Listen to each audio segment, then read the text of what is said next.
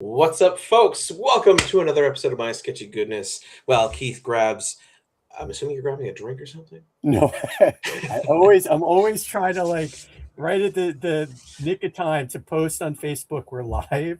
So it's like, I'm just going to real quickly say we're live on YouTube and post the link.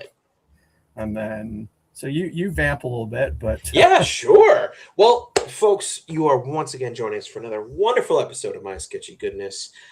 This particular episode, I have a feeling we're going to talk a lot about Toronto Comic Con, as it is tomorrow.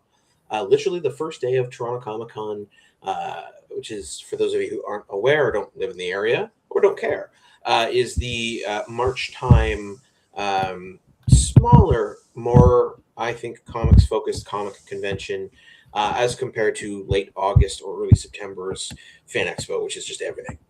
Yeah. For me personally, this is kind of a return, as I haven't really gone to this show now.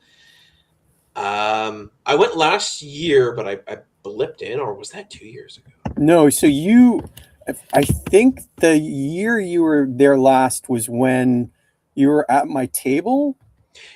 Yes, yeah, me and you and Howard were hanging out. Daredevil thing to take photos. So that would have been like, not last year, but the year before. So 2 years. Yeah. So it's been like a solid, like, I didn't go to Fan Expo last year, just because, frankly, I felt burnt out. At the time, I was doing like an interview every week, trying to chase, promoting people's Kickstarters, because people would have a Kickstarter active and they'd be like, hey, can I come on your show? And I'm like, well, your Kickstarter ends in like 3 weeks, so shit, let's just do it. And like chasing that train was like, which I want to be clear to those out there who have had on my show. I don't mind. I want to support you. I want to help you. I want to discuss the books and promote and help do that thing. That's what I love. But it was a little too much taxing for me. And so I kind of turtled over the last year. I greatly reduced my interviews, even my reviews. This show has been basically the only thing I've really done for a while, to the last couple months. And so now I have this handy dandy microphone and its sister unit here that I got and happens to work with my cellular device. So I will be prowling around the mean alleyways of Toronto Comic Con and ambushing creators with spotlight interviews. As to say, I actually probably just approach people like, hey, you want to like do a quick little video and post it live on the internet and, do my thing. I'm next to, so I mean, you don't have to interview me because it's like kind of redundant. But you're going to have, and I mean, Howard is now next to me. So I'm P172. He's P171. Derek Loffman is P173. He's done work for Marvel and Image and Boom and all that stuff. He's a great guy. Next to him, I can't remember the guy's name. But he's with Connor McCreary, and so he's Connor is somebody you can chat with, and then I mean, there's a whole bunch of us all over the place there, all willing to. A lot of us are good to have a quick little, 2-3 minute, chat. Oh, exactly. So, you just have to wait till somebody's available, right? So that's the thing. But yeah, to your point, it's a very indie oriented show. It has a lot of indie creators like myself as guests, and that's something that the organizers, Kevin Boyd and his crew, go Kevin. Yeah, which he's actually not going to be at Toronto Comic Con for the first time because MegaCon in Florida is also happening this weekend. So fair. I think he had to choose between the two, and Toronto Comic Con probably runs a little bit more smoothly. It's a smaller show, and the MegaCon is mega, like it's huge. It's I think it's larger than Fan Expo. Oh I think wow. more people. I think like I'm just gonna guess. I'm not sure, but let's say Fan Expo Canada does like around over 100,000. I think MegaCon does like 120,000. Like Oh it's a wow. large show. Yeah, see if I'm right on that. But yeah, so special guests we've got. Well, I know Aaron Reynolds, uh, Yeah. Tom, Effenberg's so good. Becca Kinsey. They're all my friends. Some of these other people are new to me. Maybe I've seen Yeah. know them. Yeah, so Connor is there tabling with his the artist. Um, and his name is slipping my mind, and I feel really bad about that. We'll get to his name, I think. Chris Sanigan, Cecil is a friend, Casey's a friend, Craig, Dave Ross, Dave Cutler. Yeah, I know all these people. Oh Derek yeah. there, Dwayne Murray. I haven't met Amelia yet. She's so sweet. You Yeah, must. I was supposed to table next to her at a show, and she had something come up, so I didn't get to see them. I've met Eric Vetter briefly before. I've never really chatted with him. Fell and I are good friends. Francine, as I said, Fred Kennedy is a good friend. Howard, of course. Of Hugh course. Rockwood is a good friend. I know James Edward Clark. I met him years ago. He was funny story. He was like selling like he had like an ash can, and he didn't have a table, but he would go table to table. This is like over a decade ago, I feel like, and he would just like um, show. He'd be like, "Oh, you have really cool stuff," and he'd take a look at your work, and sometimes he may even bought some stuff. I can't remember. And then he'd be like, Right "Hey, would on. you like looking at something I created?" And then yeah, like he has a really interesting style, like a Ooh very. yeah. He's really developed this just. I don't know I wonder how if to. that's You gonna. have to Ooh. take a look at the Florida Hippopotamus Cocaine Massacre that he and Fred Kennedy have just released. It's getting like rave reviews, so I'm happy for them. Um, Yeah. yeah, like let's see, James. I don't know Jason Lapidus. I know him. I can't remember. Hopefully, I got his name right. I think he did. Kagan I've never met. It's surprisingly he's somebody that another story when I first moved to Toronto like 25 years ago. I was looking Mm, for like I want to find more indie creators. I wanted to find their content, and the big right it on. was no, it was Silver Snail. They had his work there, so he had. I think it was what was it? Kung Fu. What was his book way back in the day? Um, I can't remember something kung fu, um, and I was like, "Oh, this is really cool." I really liked his work, um, Right on. and Katie Swatsky, another friend. So I know Larry Hancock, Mark Wolf. I met years ago. I haven't seen him around for a while. He may have been. I tabled next to him years ago. He does like Star Wars licensing stuff. He was Oh, really that's cool. yeah, and I haven't seen him at a show in years, as far as I can remember. That may not be that he hasn't been. I just don't remember seeing him. As Hmm. Mark, I know him. Michael Cherkas, I know Michael Schwartz. Mike Ruth, of course, good friend. Good old Mike. Um, Paris Allen, I've met him a few times. R.B. White was a teacher of mine when I was at Max the Mutt. Yeah. Let's see who else we got. Ricky is another good friend. Yeah, so Ricky, me, and Felt, we're all going to Calgary Fan Expo together. So we all Oh, have right on. a place together for that. Let's see, Ron Sutton I've known for years. Sam Agro, he's one of my Good old best friends Sam. here. It's good to see he's there. Sam Noir is another good friend.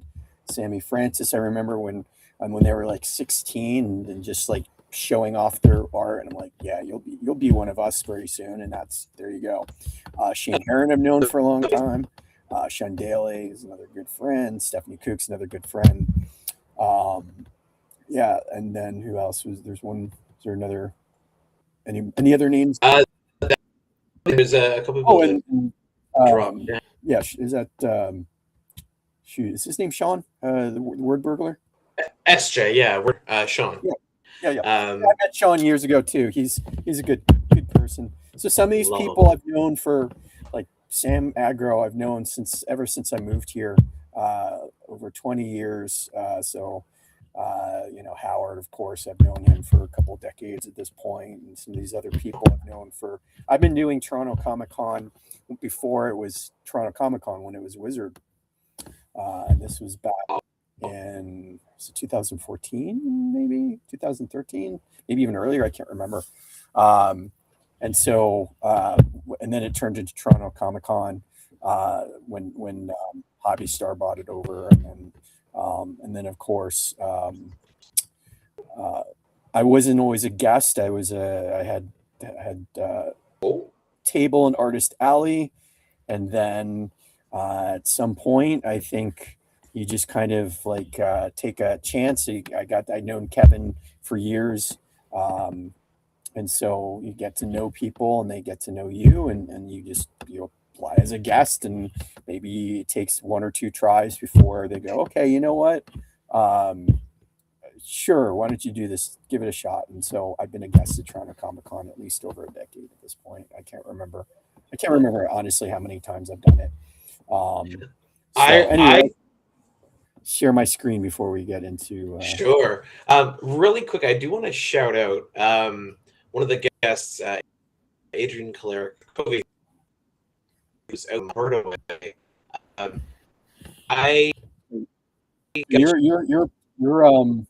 Your sound and screen is kind of slow.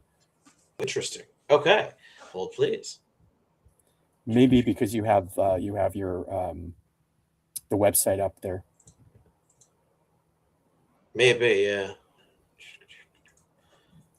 Go. So do you have my screen shared? I do. Okay. So anything in particular I should be drawing, or? I mean, somewhere in the back of my brain, I want to say draw the most like comic book nerd you can. For some reason, my brain wants you to go there. You want me to draw a comic book nerd, or just like the most stereotyped, like mean caricature of a comic book nerd you can cut. Oh, but yeah, I wanted to shout out Adrian Kaleric from out Edmonton Way. I got to interview him for his Kickstarter, like when he was first doing his first issue, and now he'll be at Toronto Comic Con with all 5 as a bundle. I'm just really excited to meet the guy in person. Mm-hmm. But yeah, beyond that, I mean, I guess, yes, like I said, I'll be going around the con itself. I will have my hat on. In this light, it looks very, very blue, but I promise it is as purple as those lights up there. And so, yeah, if you are a comics fan, want to know indie comics, if you see me, you are more than welcome to, as a fan, please stop me, ask questions. Because if you're like, I don't know about these indie comic creators, I've never heard of them, I've never seen their names, never saw their faces, I don't know what their books are about. If you see this hat, yeah, you come ask questions. I will direct you to some really cool stuff. And like, I'll tailor it, because like I've talked to just about, I think, half the creators at this show I've talked to. So by all means, stop me. That being said, yeah, I'm super excited for Comic-Con and just to get back into it. And I think I might just try and do a interview with, now correct me if I'm wrong, is it Cecil or Cecile? Cecil, thank you. Yeah, Cecil, she's out of Montreal. I think recently she's been living in the States. I met her maybe a decade ago as well, when I was doing Miami Book Fair. And it's funny because when I re-met her, because I hadn't seen her, I think, after that until last year. And we were at an after party that was held by the Guelph Comic Jam. And so, right on. There was like a group of people talking, and they're all having previously lived in the U.S. And so I just like gravitated over, and I'm looking at Cecil and going, I know you. Like, we met at an event in Florida, right? She's like, yeah. So then we just kind of reconnected, and yeah, she's really, really nice. I'm looking forward to seeing her at the show, because I don't think she's been at this show for a long time. I can't remember. Again, I've been doing this for over a decade, and it's very possible there's people that I just haven't known were there while they've been there. But for the most part, I get you recognize names, right? So, Oh yeah. Well, I will say 2 years ago, like the last time I went, she was there. was she? She was. We talked. Stephanie Cook introduced us, and we talked about doing an interview. We emailed back and forth, and it just sort of fizzled. I think that was as I was going into my period of turtling and just being a little burnt out, which is absolutely on me. So, in the vast unlikelihood that you're watching this, again, I want to Keith. The name again for her is Cecil or Cecil. Yeah, Cecil. Cecil, my apologies. I will say this to you in person tomorrow if you don't see this, which probably won't. But yeah, I'm hoping to maybe do a sort of a who are you kind of interview, just to kick it off and yeah, get into it. So I don't know why this is the character that comes out in my mind when it comes to like the geekiest. Right on. But this is kind of what the image came to mind. I had drawn some character like this years ago, and I think he was based off of a past client. So, oh, cool. Yeah, kind of similar to the way he was. But. So, Keith, I have my first question I want to ask you tonight. I'm going to give you my preface and my answer, and then I'll let you go on and do your thing. In prep for Toronto Comic Con, what I am doing to be able to do what I like to do, one, I'm charging my gear, my obviously my phone, which is my main device. I'm going to charge the extra battery. I'm going to make sure I double charge these microphones. That way I can bring them around and clip them onto people. And then, like, as prep for me, I actually really like to scope out panels. I love panels. Just throwing that out there. I'm a good fan of panels. If you're going to a Comic-Con and you don't know what you want to see, especially, and this is going to sound weird, if you're trying not to spend an insane amount of money, go to the panels because you're going to learn some really cool things. If you're on the end of comics, there's a good chance you could win some art, which is really cool, at any of the sketch battles. And they'll usually panels for about an hour. And so you'll get some really in-depth discussion on them. So I like panels. And so I will scope through and see the panels that are happening. I've kind of already done a preliminary, but then I'll go in and actually really check it out, see what I really want to go see. And then beyond that, like I said, if I know someone is there that I kind of want to talk to and interview, I'm going to re-review their most recent projects, come up with some questions just for me, and then review, like, if they've been on another podcast. Have they already done like an email-based news article where some person, like a reporter, sent a list of questions, and then based on that, knock out questions I was going to ask if they've already been asked, and then just add on and build and make them interesting. Beyond that, it's prepare the bank account and the wallet to take a hit because it's Comic-Con. I want to have fun, and that's sort of my prep, and then it's just schedule and try not to be late and try not to be cold. What I was curious about, Keith, is for you, because you go as I would say you're a working comic book artist. Saying that term lovingly, absolutely. Like, people say working musician is someone who like does concerts every night, like in Vegas or something. And I think it's amazing. But so to me, like, I view you as like a working comic artist. And I was curious, what sort of prep do you do? Do you have like a well-established now system where you have just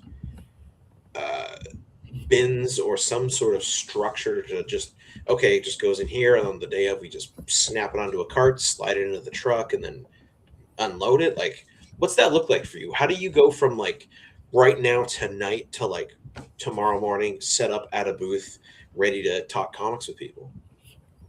Well, I mean, there's more than that. Like there is Oh, that, I would assume, but yes. I so for example, our last show when we premiered Repo Knot, that had been something that I had Howard and I had been working towards trying to get finished for this show. So I mean, I have other work as well, but so I was kind of like really, really pushing to get that finished so that we could have it ready and printed for the show. And Copywell, the printer we use, I mean, generally they quote something like 10 or 15 business days or something like that.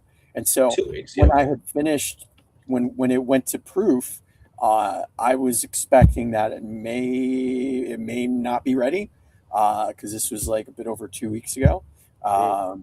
And so I thought there's a possibility I may not be able to release it, but they got it out almost like a week later. It was actually the fastest turnaround that they've had before. So I don't Oh, know if wow. it's the winter time and they're just not as busy or whatever what the deal is, but that's one thing. So there's that. There's the prep of making sure that all the other work you have going on is in a good place so that you're not like thinking about, well, for me at least, I don't do any kind of like work over the weekend. Like Mm.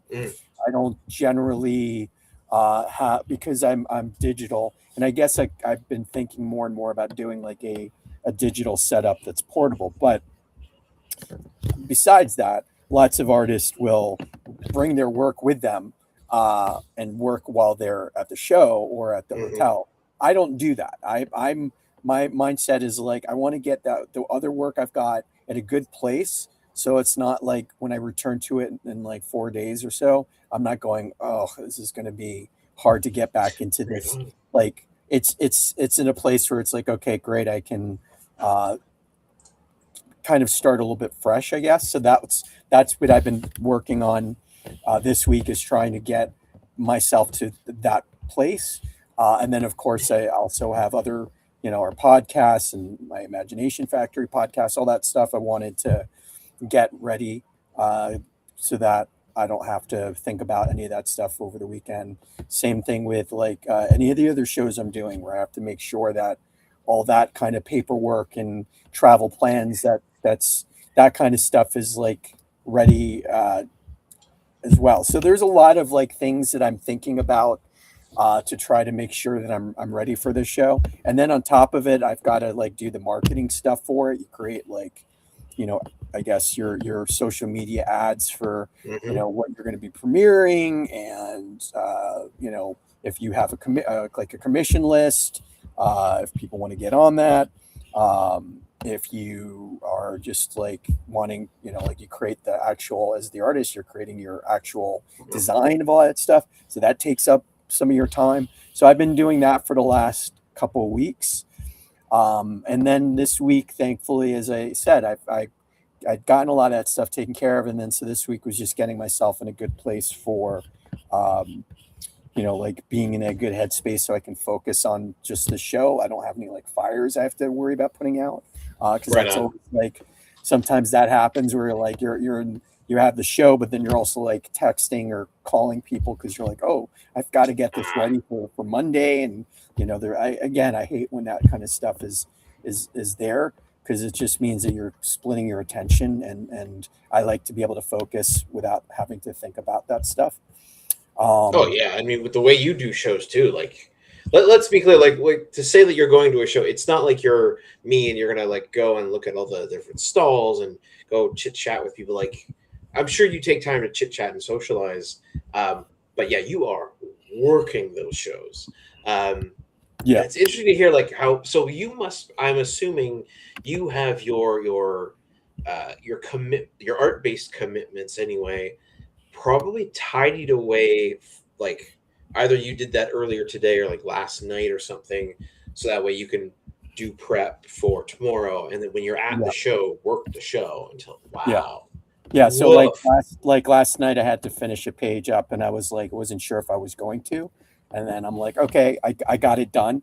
So I was like, today I was like, do I start on a new page or do I, Ooh. but here's the thing, like you think you have more time than you do, but I've been like prepping all day today. I've been like getting all the going because it's been since this mid-December since I've done any shows, so I had to go and like make sure all of like my stock that I of all the things I'm bringing, I have to like make sure everything is fully stocked, and I kind of like went through just my suitcase filled with my display setup, and I'm just like going through it all, like organizing it and getting rid of stuff, and then I also I have, and this is probably going to be overkill on my part, but I've got like, a bunch of new art equipment, like a bunch of like Oh. new markers and things that I'm like Oh. wanting to try out. Like I've tried out a little bit. I did some testing. Like you saw that Lobo that I did, like the drawing. I don't know if you Yes. saw Yeah, that. yeah, yeah. Yeah. So that was like I'm like I wanted to like have something that I can work on while I was at the show. So I did that. Like I woke up early the other day because I was like thinking about the show, and I just woke up at like 5 in the morning, 5:30 in the morning. Oh my God, Keith. I'm like, well, I'm up. Might as well see if I can like. I'm like, I want to draw something, so I'm like, oh, I wanted to draw Lobo, and I started thinking about it, and it just kind of came out. Like I wasn't really exactly sure what I was going to draw, and then it just kind of the doodle kind of came out, and then I'm like, oh, this kind of looks good, and then I was like, okay, well, I could either continue working on it today, but I had so much stuff I had to do, and I was like, you know what, I'm not going to stress about it. I'm just going to bring it with me, and now. But it took me like I spent like an hour going through all my art supplies, going, okay, what am I going to bring with me? And it was too much. It's too much I brought, but whatever. Like, it's all stuff to try out, right? So it's just like they're fairly inexpensive things. So it's one of those things where I just want to. It's like a traveling kit of stuff, but I just want to try it all out, and then. See if like how the process of it's going to pan out for the rest of the year when it comes to like doing sketches, right? So, I did a test of like these are new like watercolor brush markers, so okay. they're not like it's not like if you're working with like watercolor. It's a bit different, but it's a similar idea that the way they blend really nicely. They're not alcohol, so I don't have to deal with that smell of like markers with alcohol. So I like that. And then I've got these acrylic markers, but the acrylic markers are really they dry really quickly, and they're not they're not opaque. Like they're not translucent, but they're opaque. So like when they go on, they cover whatever. Yeah, like so it's one of those things where it's like I've tried out the opaque with I did a Hulk, and that was like I'm like, oh, it came out good, but it was like, oh, that's really like you lay on that marker, and then because it's opaque, it doesn't matter it really doesn't matter what you have underneath it, it covers it completely. Yeah. So you have to like it's just if you can't like ink line it first, like what I'm doing here, where I'm laying in an ink line. So for example, the way that if I were to use, so let's say I were to ink my your nerd drawing like this, and then I was to use the that acrylic or the acrylic marker, basically I oh shoot, it just covered my ink line. Yeah, just gone. Right. Interesting. So you have to what I was learning with it. I'm like, so really what it is I have to take the pencil, and then I kind of blocked in like a bunch of shapes, like where I knew there was going to be. I don't even know what color this thing's going to be. So I'm blocking in a bunch of shapes over the pencils, right? Just so I have, and this is with all the acrylic, and then of course, like there's really all different variations. So if I know that, there's going to be a a light source. Uh, let's say the light source is here. So it's like it's cool, but it dries really quickly. So Oh it yeah, you got to doesn't move. blend the most beautifully. So then what you need after is the watercolor marker works really well because what it does is it kind of um, takes, they have similar colors and you can kind of blend on top a little bit. And so now you have a little bit more of a nice kind of blend so that it feels, like it's not as choppy. And Yeah, then you color pencil on top of that. So then I would take like a colored pencil, and then I would just add like highlights or something, you can't really see it, but like a bit of red in there or something like that. So like all that stuff you just lay in, but you have to learn that process, right? So I'm the using ah, the acrylic marker was really kind of it was a real learning experience because I haven't used acrylics in years, so it's one of those things where it's like I have to know ahead of time. I have to think about like, okay, how am I going to block in the colors here? And mm, then once I've blocked it in, then I'm going to start taking like ink lines, black ink lines, and putting it over top. But then I have to pretty much be done with the acrylics because otherwise I'm wasting time if I'm like laying acrylic on top of the black line because then it's going to eat into that black line. Um, and then the other part was the wrinkle with the whole thing was the watercolors. Um, so I have black ink that is some of it's water soluble and some of it is like a water resistant, right? So oh, okay. like a good like a good Copic marker or like a good like an actual like some good inks will take those watercolors really well without it bleeding, without it smearing. But then Yeah. there's a bunch of pens and brushes I have that don't, and so I had to figure out which ones like work well, like how long it Oh takes to God. dry. Some of it's drying as well; it takes a bit of time to dry. So these are all things I was like I don't know where that paper is, but I was like sketching. Well, I mean, Oh yeah, I imagine so. Like when you get a new, I guess medium would be the correct word for it, but like a yeah, new type of ink, paint, pencil, colored pencil, charcoal, whatever.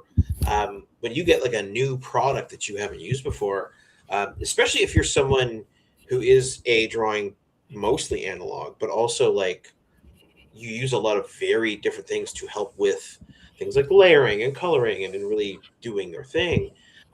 Yeah, that's got to be a pain because you've really got to dig through and go, okay, how does this new thing work with all of the existing stuff that I love and am used to? And then, like, what works, what doesn't work, what can I use with it? Man, um, so like really one of the quick. things. Oh, hey, Paul. Yes, good Um, old Paul Kemp. Wonderful man. Thank you, sir. And yeah, so hopefully Paul will make it. He's not sure if he's going to be able to make it to the show or not, but hopefully we'll be able to see Well, him. if he does, I Um, hope so. but one of the things that, yeah, so Paul actually, one of the things I love about Paul is like he gets commissions from me all the time, and he's like, "Go crazy, do what you want to do." So I'm like always experimenting with my commissions for him. So I'll be doing that Hell yeah, probably Paul. with the next commission I've got for him, trying some of this new stuff out. Um, but really, because I work digitally all the time, you're kind of in the mindset, and um, the more you do something, the more you like figure out like the process of it, so Mm, that you can like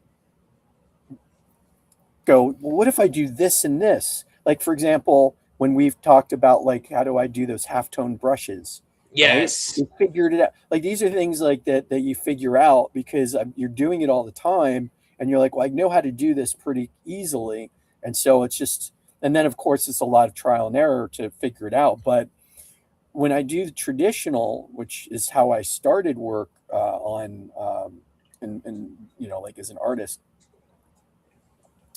I find that it takes a little bit of time to get back into it. So um, Right on. and here's the funny thing too. And I was actually was one of the thoughts I had when I was doing that Lobo sketch in the morning, where I'm like, this one is just coming out like beautifully. It was almost like it was telling me how to draw it. Like it was just a really um, easy sketch to do, which was it's not always the case.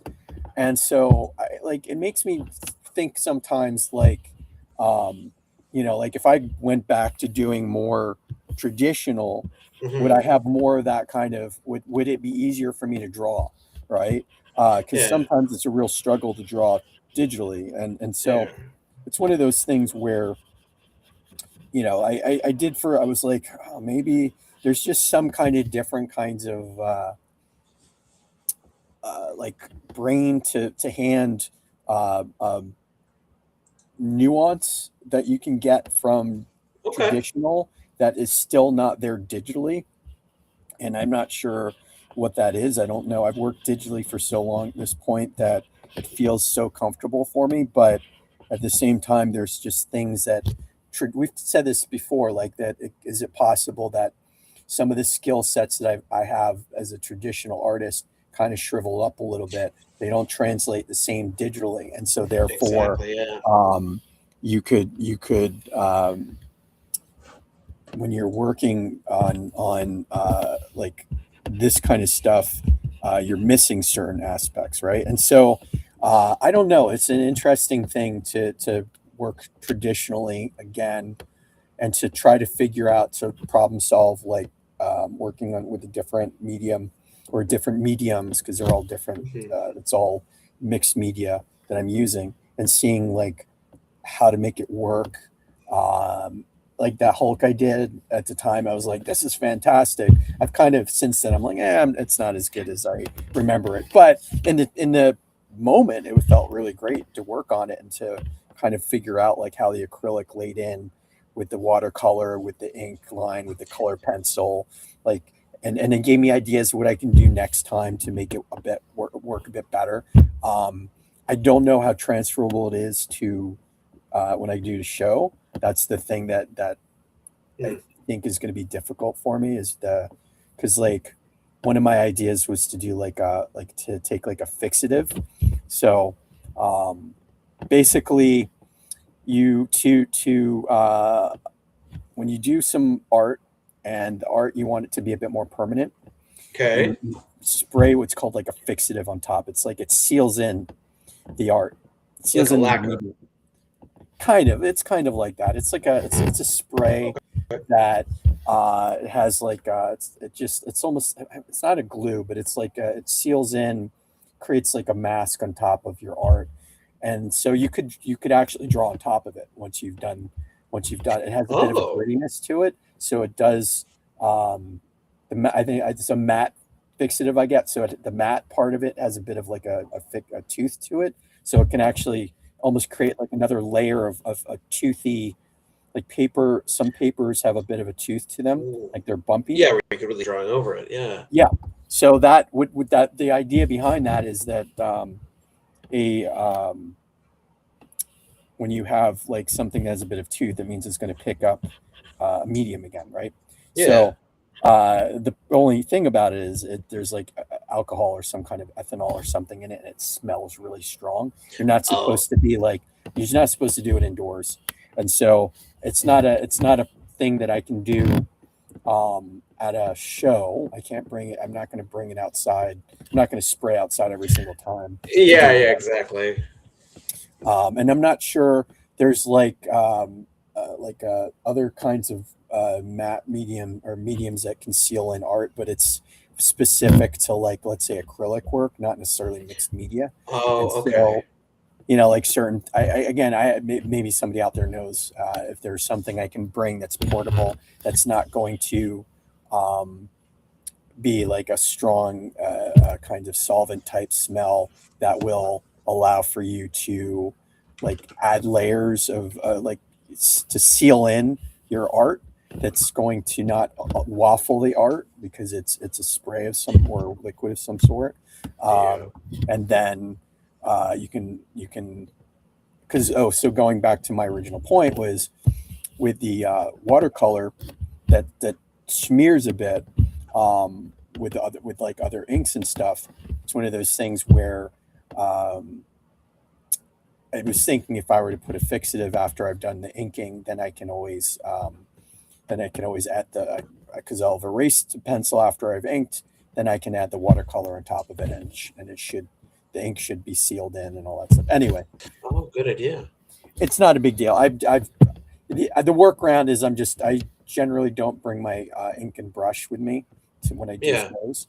I usually just use pens, but I'm just gonna bite the bullet and bring the ink and brush. It's not a big deal, and I'll just ink there with a brush, which I don't normally do. It's not something I do all the time. I like doing it, but um, you have to have a good control, and it takes a lot of focus for me to do that. Whereas like a like a brush pen or like a tech pen, it's a little for whatever reason it's not as much of a focus thing for me. Hmm. Right? But I um, imagine you're more familiar with it, and I mean, especially if it's at a con and you're trying to talk to people and engage, and then also have to really do focus on what you're doing, where you're putting the medium. Yeah, that's a bit of a trick. Um, I'm curious if wax could be used because there's apparently a lot of fixatives that are wax based for multimedia. But I don't know if that would want to then take the next medium on top or if that's just a good so sealant. that's the problem with wax. So color pencils are wax based.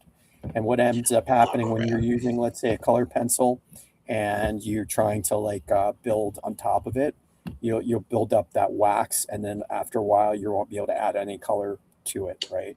Huh. So, really, what you're looking for is something, like I said, something. The fixative is probably the closest because it creates a bit of a tooth.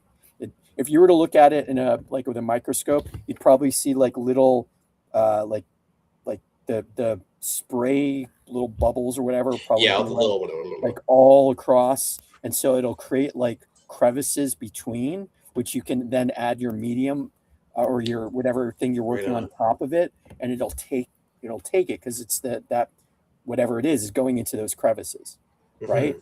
And so therefore you can like add more color or add like cover it if you need to. Um, so that's again that's just one of those things where it'll it's all fun. It's all trying to figure it all out. So anyway, that was a long answer to like your question of like setting up for a show. And I one more thing I wanted to say because I'm also a fan of these things, which is that I have a goal for.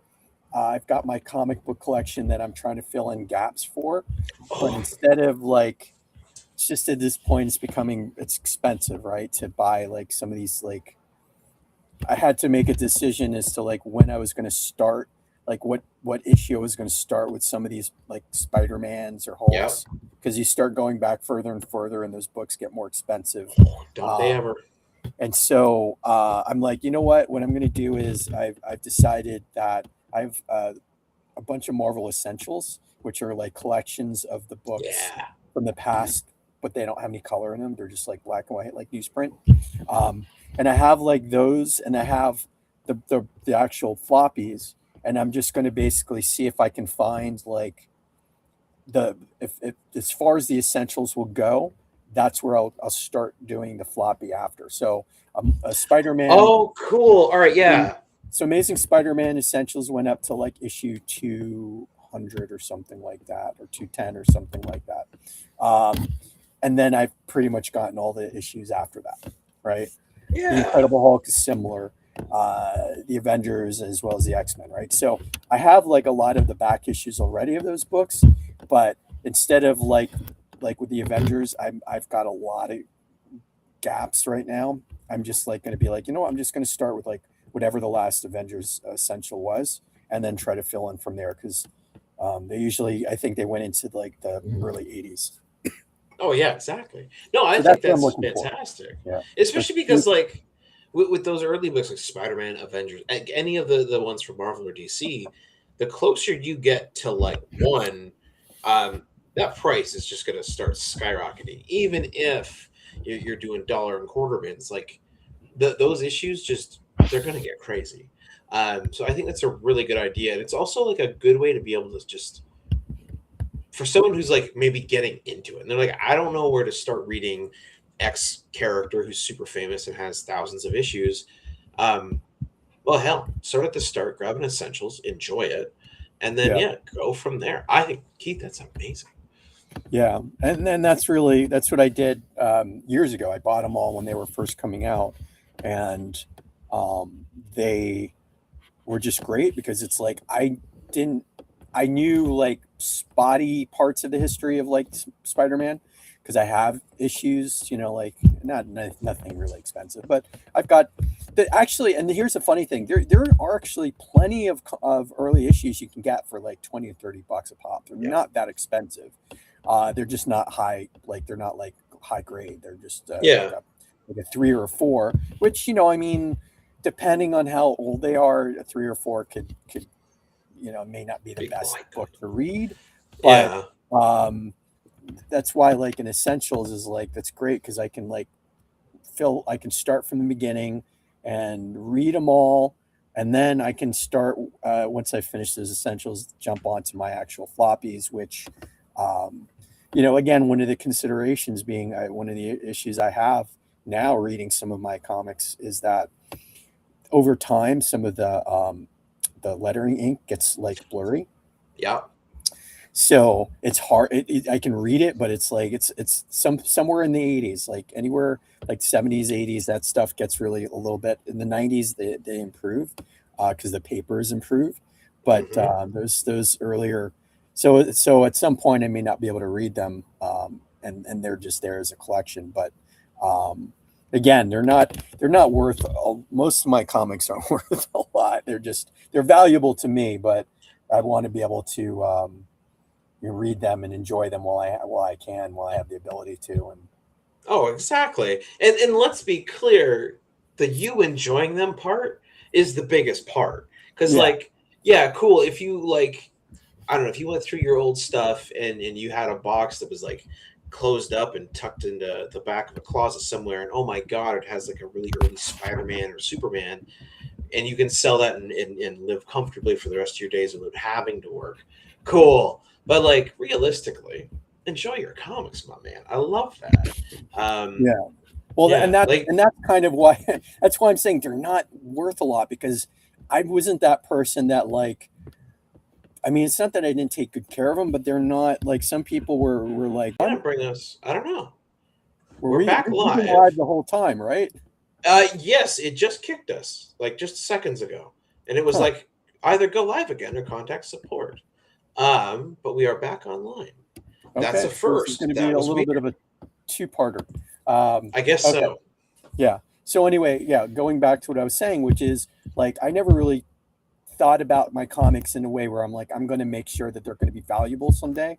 My thought Yeah. was always, I want to have them because I want to use them as reference or I want to read them again.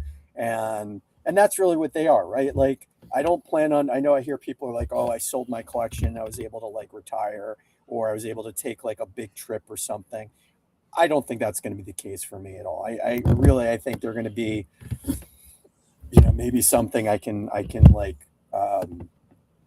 pass on to like my nieces or nephew or like maybe I can some of them or maybe a couple of them that are worth something I can try to sell, but nothing that would be like retirement, right? So but for me right now they're valuable because I want to read them and I want to enjoy them and I want to be able to like all the stories of like the comics I grew up with. I'm remembering them again, and then also the other part is I like to see like the artists and writers and letters and colorists and editor whatever the team.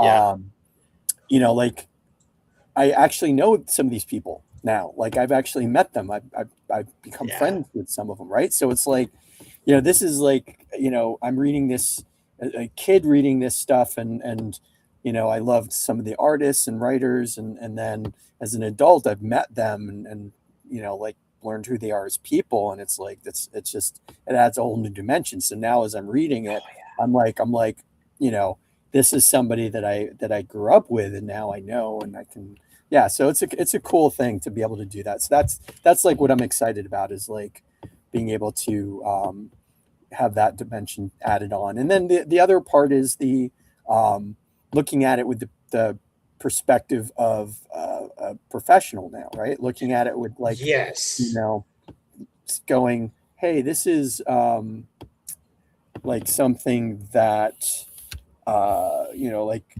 they came up with a really cool kind of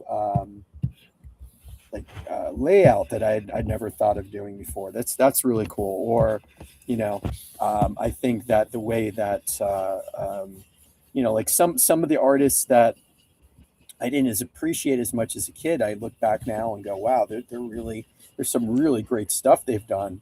I just didn't understand it. That I was always looking at like the hyper realistic Neil Adams or Hmm. I mean, I always love John Buscema, but like some of the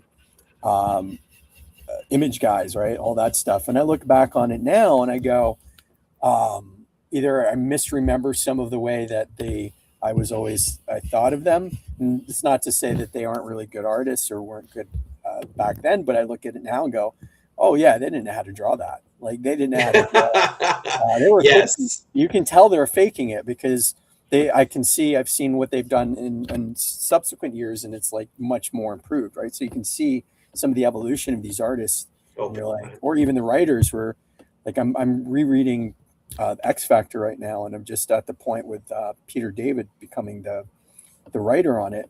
And I loved Peter David when I Oh, was a kid. cool. I absolutely loved his writing. And when I'm reading it again, I'm going, I don't remember it being so like it's a little raunchy. It's a little like Oh, yeah, yeah. there's a lot of like humor to it that I don't remember. I don't remember it being so like some of it was like some of the like it makes me laugh out loud. It's actually pretty funny. I don't remember Peter David being a really funny writer, which is I just always thought he was like good with like character development and things like that.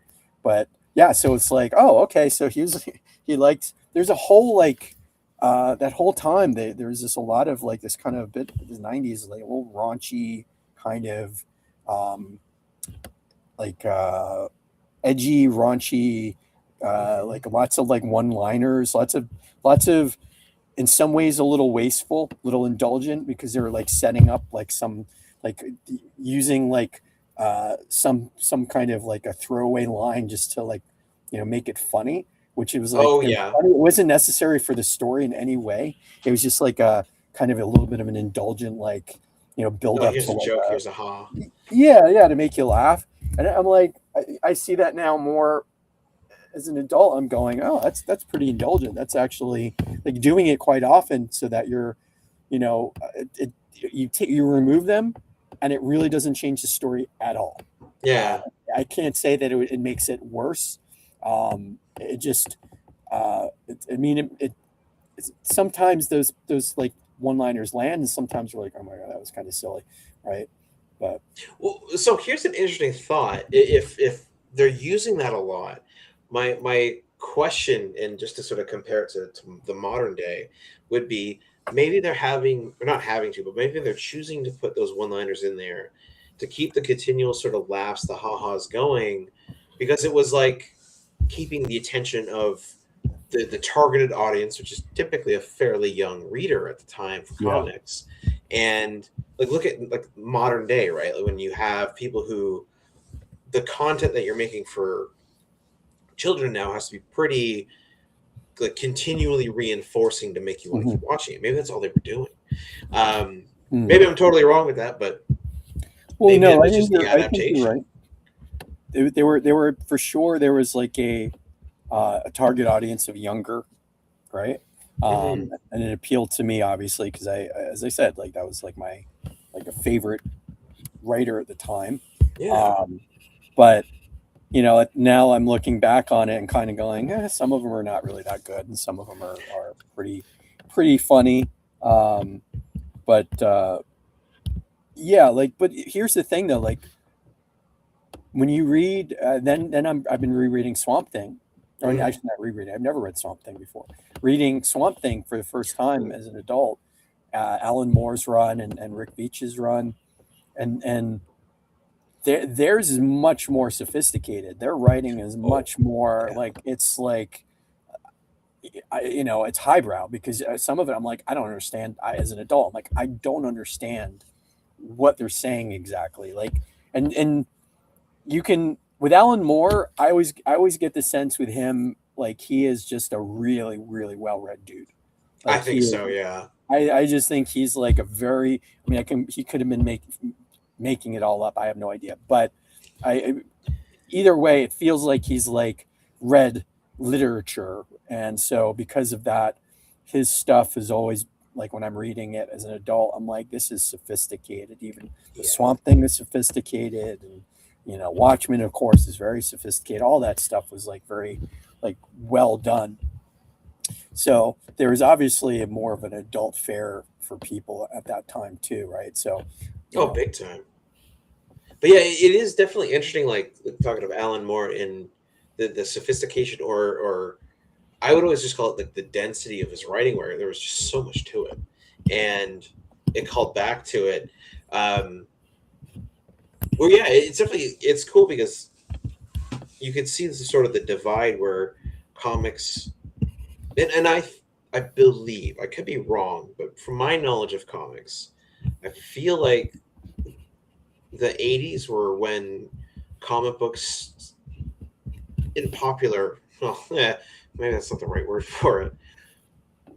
Comic books started having more serious writers, I guess I'll say, or maybe mm, trying to tackle more serious subject matters, trying to get political, or not trying, they were getting political, and they were really trying to say things, um, as opposed to being just slapstick, right? So you had that sort of more adult oriented and then more child oriented or younger oriented content. Um, mhm. because yeah, like also the ways that they're written, like Alan Moore doesn't have throwaway jokes in his books. Um, No. Frank Miller never really did that. When I read like Grant Morrison, to my knowledge, and I don't remember a ton of it, admittedly, I don't feel like he ever really had these weird throwaway lines. Because it was their aim was a little different, I think. Not to say any better or any worse, just I think their target was different, their concept was different. Um, but I, yeah, I also I also think that there was a perception at the time that, like, comics were still like just heavily for kids, hmm and I think that those writers, like the Peter Davids, the Louis Simonsons, the Fabian Ches, like all those, where they had kind of like a very tongue in cheek, very kind of silly, sophomoric type of humor to it. Ooh, Like, nice word. it was, yeah, like it felt like Chris Claremont didn't do it as much. I'm rereading Chris Claremont stuff. His stuff is always feels very epic, and like his stuff always felt to me like for a bit of an older audience, for sure. But the hmm other writers, they were like, these are for kids. I'm going to write for kids. I'm going to write these storylines in ways that are just like not, you can't really take them too seriously because there's so many plot holes in them, right? That's why I was like surprised reading Peter David stuff. I was going, I thought he was more like Chris Claremont, and he's like not as, he's a lot sillier than I remember it being. And so I'm going to have to, I've only, uh, so far, I'm wondering if, I mean, I'll have to go back to like when he first started, because I have that run to see if it actually uh, is, oh, why this is coming up, to see if he was always like that, but he might have been. I just don't remember it being like that. But yeah, I think there was a time when you had some writers that were like, we can do serious stuff, and I think Neil Gaiman and Alan Moore kind of paved the way for it. Big And then time. that actually became the mainstream, right? I think that Yeah. became more mainstream. That whole writing style of like very serious, like very complicated storylines. And now it's like, I don't think you can find too many comics that are just as tongue in cheek as those were. Um, at Which least, I think is unfortunate, but like I yeah, agree. Yeah. yeah. Yeah, So it's again, comics as a medium, wild. I still to this day think it's the best one that we have. And like it's just damn varied. It's wonderful. Mhm. This nerd is fantastic. I love the hair. The absolutely monstrous front cowlick or whatever this thing is. I love this guy. I hope to run into him tomorrow. As I'm sure I will run into you tomorrow, Keith, at Toronto Somebody Comic Con. somebody may cosplay as him. Who knows? That'd be amazing. Well, for the folks out there in YouTube land, thank you so much for tuning in. I hope to see you at Toronto Comic Con. Keith, what booth are you at? P172 in the artist alley, guest section against the wall, I think. Beautiful. Awesome. Well, to the folks out there, comment down below what you think of our nerd, what you think about what me and Keith talked about tonight, and subscribe for more. And then go and subscribe to the Imagination Factory with Keith and Sarah. Wicked show. It's out on Wednesdays. Yeah. Our show's out on Tuesdays. Oh, it is Tuesdays. Okay. Your show is out on Wednesdays. Well, Wednesday night interviews, review. Yeah, that's that when you're doing it. It's on Wednesdays, right? So indeed. Well, then, Keith, I will see you tomorrow, and I guess we'll see you next time.